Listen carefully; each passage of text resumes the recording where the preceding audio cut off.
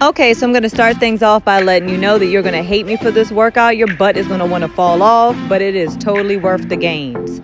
So I would normally say do this with a weight bar, like a preloaded weight bar, but since they had these weight bags, why the fuck not, right? So I have a band around my knee, I have my feet wide, and as you can see from the beginning of this video, my feet were slightly pointed out. You're going to want to do 3 rounds of 15.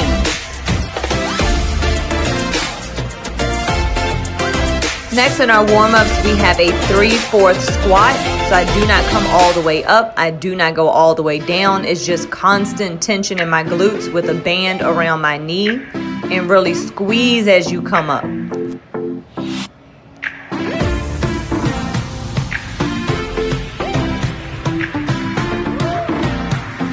Okay, this is our last move in our warm-up. This one is a pulse abduction.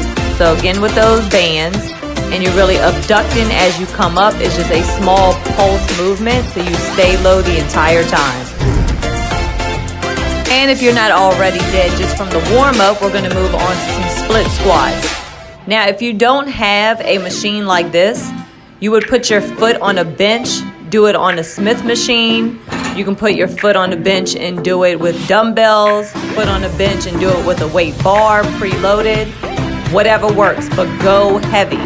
This is why I like the machine, or I would like to do like a Smith machine, because when you're going heavy, you really want to make sure your form is not compromised.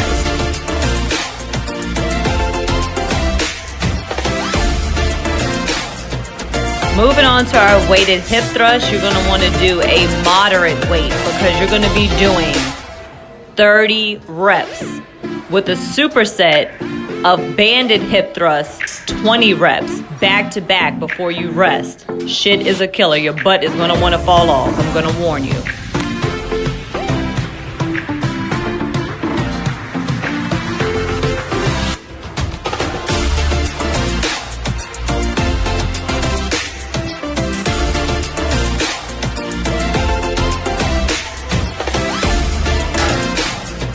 Get from underneath that bar, no rest, move right on over into your banded thrust. As you can see, it's struggle all over my face, but we got this. Okay, so you want to keep your knees a little wider, about at least as wide as your band, and you got to really force it because your knees are going to want to cave, but you got to keep them straight. You got to force the knees out.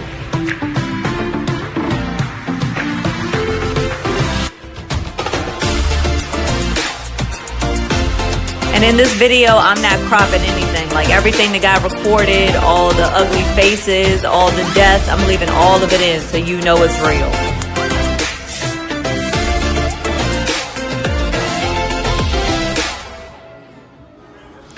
Okay, since we were already at the Smith machine and we were pretty fatigued at this point, we went ahead and just did our deadlifts right here. So we're doing sumo deadlifts. I usually can have my feet a little bit wider if I have a regular, you know, just with the bar, but if you're in the Smith machine, you can't go but so wide. So we're gonna do 3 rounds of 6 to 8, because you're gonna want to go heavy again.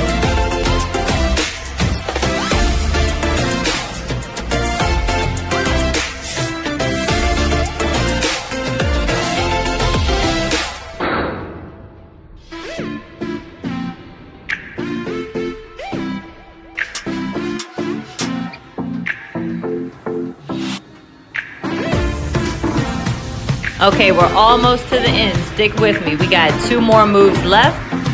This one is going to be a sumo Romanian deadlift. So the difference between a sumo deadlift and the sumo Romanian is that, as you can see, I lean forward. So this is more of a hip hinge, where the sumo deadlift, I actually come down kind of like a squat, come down with the bar and come up with the bar. With this one, I lean forward and stand up. I'm glad you stuck with me this long. We're into our last move. So since we've been doing sumo style and everything else, why not go ahead and do a wide leg good morning?